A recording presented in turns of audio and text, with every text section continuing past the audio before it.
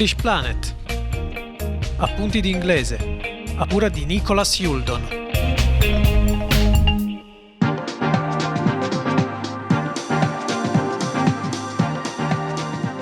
Good evening everybody and welcome back to another lesson in the series of English Planet here on Radio Dreamland Webcasting.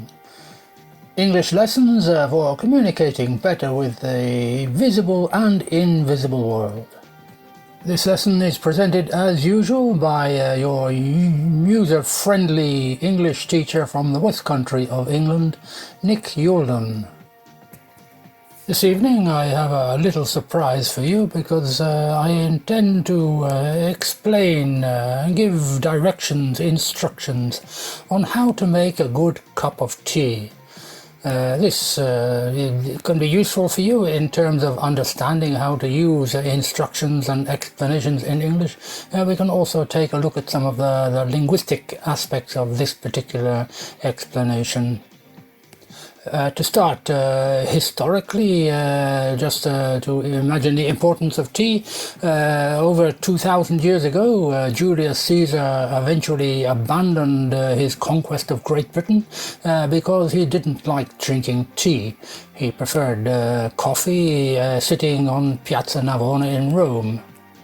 Much later, approximately, 1,700 years later, however, the importation, exportation, commercialization and selling of tea led to the growth of the British Empire, which dominated the world.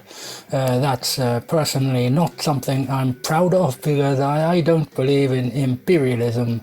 I'm a Celtic Briton and I believe in freedom for all native peoples. Okay, I'm prepared to apologize for the British Empire, but not for the fact of drinking tea. In reality, tea is a very beneficial drink. Listen to this scientific comment. People all over the world have been drinking tea for thousands of centuries, and for good reason.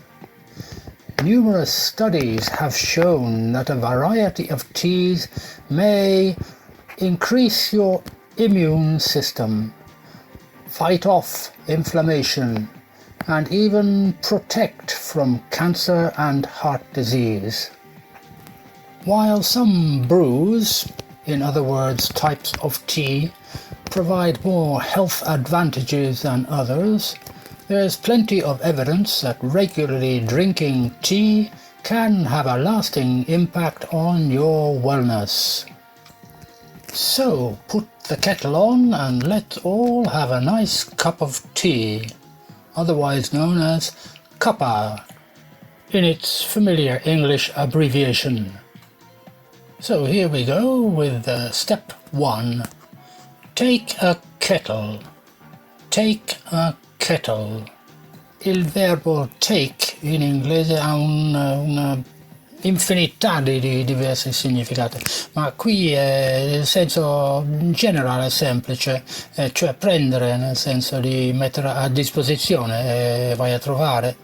Take a kettle, dove kettle, K-E-T-T-L-E,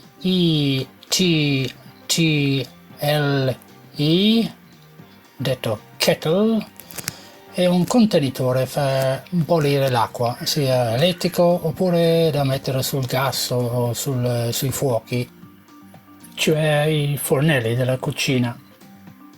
Next, put some water in the kettle and put it on to boil. Put some water in the kettle and put it on to boil. Qui il verbo put significa mettere, put some water in, vuol dire immettere, mettere dell'acqua dentro, e poi put the kettle on to boil, put it on to boil. Qui vuol dire mettere sopra o sul fuoco, sul fornello, e quindi put insieme a on. Questa è una cosa che capita molto in inglese, verbi cosiddetti phrasal verbs, dove un verbo cambia il suo senso a secondo la preposizione abbinato. Phrasal verbs are extremely common in English, very important, but very difficult to learn how to use them. You will gradually become accustomed, familiar with some which are frequently used. But what's more important is to understand that English people use them, and you have to be able to understand them when you hear them or read them. The next step in our process is take a teapot. Remember that the teapot is not the same as a kettle. A kettle is made of metal and is used for boiling water.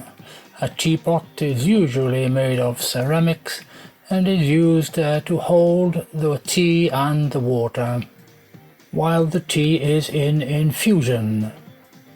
Next, take a teaspoon. A spoon in general is cucchiaio. Teaspoon is cucchiaino. It's called a teaspoon because it's used specifically to measure tea and to mix tea in the cup, to stir your tea. The next step is important for the flavor of the tea because you have to warm the teapot with some hot water from the kettle. Many people forget this, but it's important for the teapot to be warm when you put the tea in. So, first take a small amount of water from the kettle, hot water, and pour it into the teapot. Then throw this water away. It is only needed to warm the teapot. Note that I'm using the word warm. Warm is usually an adjective, a different level of hot. We have cold, warm, hot. As I say, warm is usually an adjective, but as with many flexible words in English, it can also be a verb. So please warm the teapot. The next step, take some tea leaves or tea bags and put them in the warm teapot. Tea leaves are tè sfuso, letteralmente foglie di tè. Leaf, foglie, leaves, plural, foglie. This is one of those irregular words in English making an irregular plural. Words which finish with F. Leaf convert into VES in the plural. Leaf, leaves, knife, knives, life, lives. Put some tea leaves in the pot. Tea bags are not such a good option because they're poor quality tea, but they're contained in filters which are easier to use in the end. Letteralmente un sacchetto di tè, oppure un filtro di tè. Remember the quantity for a good cup of tea. 1 teaspoon of leaves or 1 tea bag in the pot per person who will drink the tea, plus 1 teaspoon or 1 tea bag for the pot. Effectively, this one for the pot is an extra quantity of tea to make sure that you have a good strong flavor. Of course, this means that if you make tea for 1 person in a pot, then in any case you must use 2 teaspoons or 2 tea bags. Next step in our process, when the water is boiling in the kettle, pour it into the teapot. This is vitally important because tea infuses correctly only in water at 100 degrees centigrade. So the water must boil in the kettle before you pour it into the teapot, before you pour it onto the tea. Now stir the tea immediately in the pot. Stir the tea means to put the spoon into the tea and turn it around. Stir, spelt S-T-I-R, stir, meaning mescolare, girare. Then wait for approximately 1 minute before you stir the tea again. After this, leave the tea to brew for about 5 minutes. Brew, B-R-E-W, is a term also used for beer, in particular brewery, and refers to the infusion of the tea, the time it takes to mature and become ready to drink. There is, or was, maybe no longer, a product of tea available in supermarkets known as quick brew, because it could be made very quickly directly in the cup using a tea bag.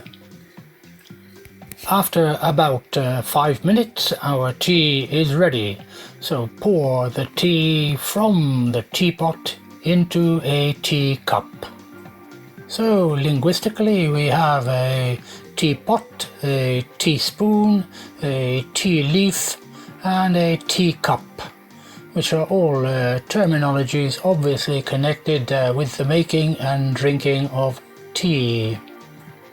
Not forgetting the humble tea bag, of course, which is not the ideal for quality tea, but is a very useful expedient in everyday life. Also remember that many teacups are made of porcelain and become very hot when they contain hot tea. So they have a handle for you to hold it while you drink, and you put your cup on a saucer and not directly on a table. A saucer is a kind of almost flat dish made of porcelain, used especially to place your hot cup on.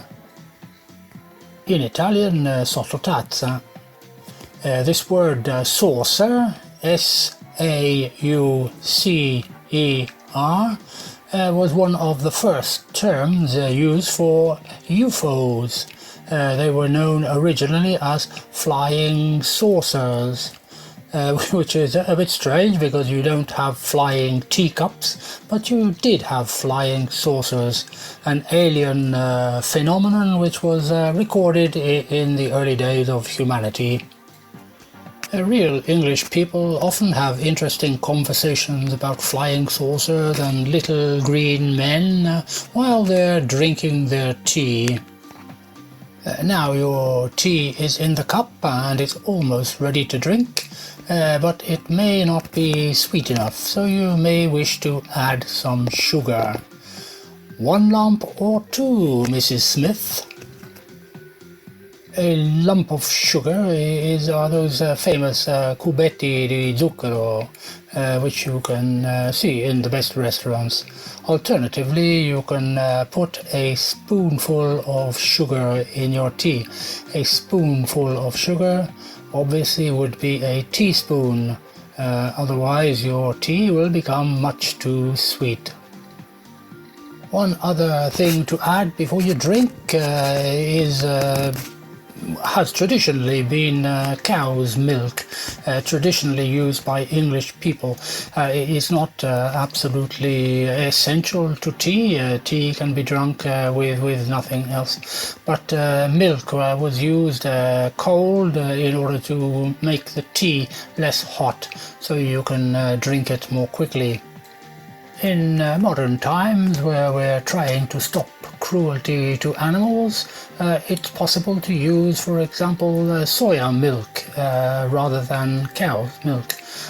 Soya milk added to tea helps to make it the correct temperature and also gives it a pleasant taste. Now your lovely cup of tea is finally ready, so you have to pick up the cup, by its handle, pick up, phrasal verb, prendere, alzare. Drink the tea, put down the cup on the saucer. Put down, phrasal verb, mettere giù, posare. Final step in the process, say, "Ah, what a lovely cup of tea, Nick. Thank you." Well, the first part of the lesson has finished. While you continue to enjoy your tea, we'll have a short, not a tea break, but a publicity break. Time for some important announcements. Stay tuned. I'll be back shortly. Thank you very much. Radio Dreamland. Share the vision.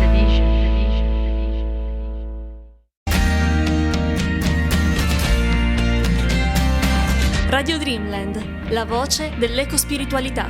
Seguiteci su Facebook, Instagram, Twitter e YouTube per essere aggiornati su tutte le nostre novità. www.radiodreamland.it.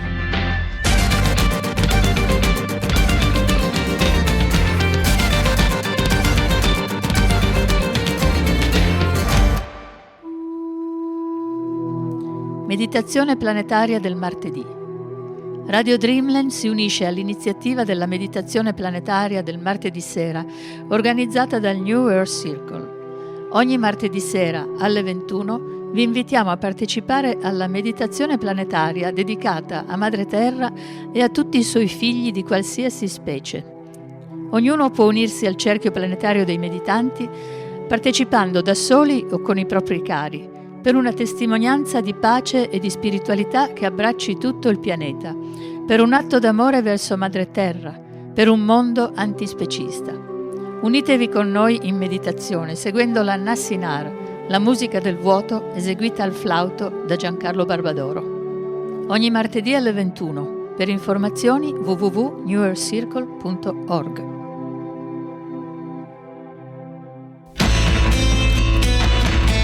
Radio Dreamland. Share the vision.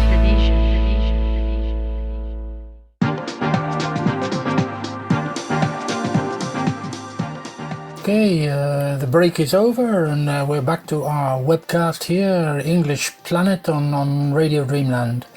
The second part of this program, of this lesson, I have to communicate some recent, some current news from Cornwall, and some other news I've been investigating from about 1,200 years ago. Back in the southwest of England, where I come from, the coast of Cornwall in particular, in recent days, well, in recent weeks, a few weeks ago, there was the G7 summit meeting, where Cornwall was visited by a lot of very important people. But they went away, and what has remained is one very important non-person, not a VIP, but an animal, a very important visitor to the coast of Cornwall. This visitor has apparently attracted a lot of interest and made a lot of friends in the area, and this is a story which might interest my colleague Elio Belangero here on Radio Dreamland, because the visitor is none other than an Arctic walrus. Walrus in Italian is tricheco. These are large sea mammals which normally live within the Arctic Circle, which means thousands of miles north of Cornwall. Official statistics say that a number something like 225,000 of these creatures currently live in the Arctic Circle. But one, for some reason, who has been given the name Wally the Walrus, has become famous because he decided for some reason to take a holiday. A couple of months ago, for some reason, Wally the Walrus decided to leave his friends, family and kin in the Arctic and go swimming off southwards. Apparently he has been spotted or recognized as far south as Spain. He has also visited the coast of France. He visited for several weeks the coast of Wales, and currently he is spending a little time off the coast of Cornwall. Apparently he spends part of his time resting, relaxing and enjoying the sun on the shore, on the rocks, and occasionally climbs onto people's boats and takes a little sleep on board the boats. Pretty much similar to what humans like us, how we spend our time on holiday. He's having a wonderful time. He's had met a lot of human friends who've taken photographs and films and videos of him. It's true that some enthusiastic people get too close to him to take photographs, and this apparently disturbs him because walruses are not very accustomed to human contact. Fortunately, he's currently off the British coast, where he is considered part of our protected group of animals. The national authorities, animal protection authorities, and various animal protection groups are advising people to leave him alone, to not cause him problems, because they say they're not accustomed to human contact. So he's having a good time. He's well looked after, and people are curious to see him having his holiday in the seas off Cornwall. The only question which has still to be answered is why Wally the Walrus has decided to take a holiday in Cornwall, and in Spain and in France. This is very, very unusual, if not unique, in the behavior of Arctic walruses. All those observers currently in Cornwall and indeed previously in Wales believe that he's probably just gone for a holiday, as they say, and he is intending to return to the Arctic. But on the way he needs to take a rest, to get some sleep, to enjoy some sunshine and to recover his strength. So he's being observed and followed, and gradually he will probably return to his family and friends in the Arctic. The good news is that for a lot of people in these difficult times of pandemics and COVID disasters, people have had at least one reason to smile and to be happy and to see something natural, some natural mystery unfolding before their eyes. I suppose it's also possible that Wally the Walrus may have come to Cornwall to protest about human activity affecting the natural habitat of animals living within the Arctic Circle, like Wally and his friends and family, given that all of those world political leaders were in Cornwall to discuss exactly problems of climate change. Now we'll leave Wally in the British Sea for a moment, and I want to take a step back in history, a big step back in history, to look at British history about 1,200 years ago. In the years of around 800 to 900 AD, what was going on in Britain, because I'm still looking for my ancestors. My memory and my thoughts were stimulated by the fact that I recently watched a television series series entitled in English The Last Kingdom, which dealt with exactly not in entirely historical terms, but very, very accurately historically. It dealt with the period of history in Britain, in England, where the King of Wessex, known in English history as Alfred the Great, defeated Danish invaders in the form of Viking groups who dominated and had invaded large parts of the eastern side of Great Britain. Now, British history in that period is not very rich in information. The Roman influence disappeared about 400 years previously, and there was a period of dark ages, a period where not very much is really understood about what happened in Britain or in England. And to a certain extent, my ancestors, the true British people, somewhat disappeared from history, from official history in this time, which was reflected in this television series. Official history tells us about a king of Wessex, this King Alfred. Wessex was a large area in the south of England. Alfred was the undisputed king of this area, but he was not by any means a king of Britain, nor even a king of the whole of England. King Alfred was an Anglo-Saxon, and the film and history speaks about Anglo-Saxon population in Britain, in England, in that period, mixed or separated in conflict with Danish civilization, Danish population, which lived and dominated mainly the eastern part and the northeastern part of Britain. The strange thing is that the Anglo-Saxons were not British. The Anglo-Saxons were a Germanic population which came from the north of Germany and invaded or immigrated into large parts of England. By coincidence, these Germanic populations came from areas of Germany which were very close to Denmark.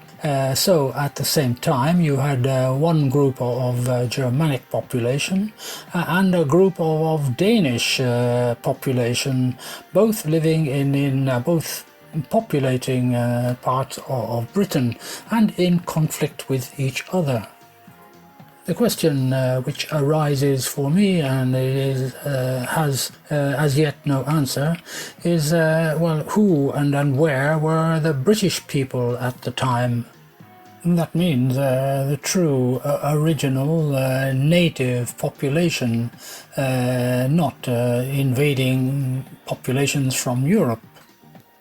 History and the television series says that there was a minority but powerful Anglo-Saxon group in England with a strong leader, a king, who was strong enough to defeat and expel an invading Danish group, after which a nation, practically a nation of England, was united and established by this same King Alfred the Great.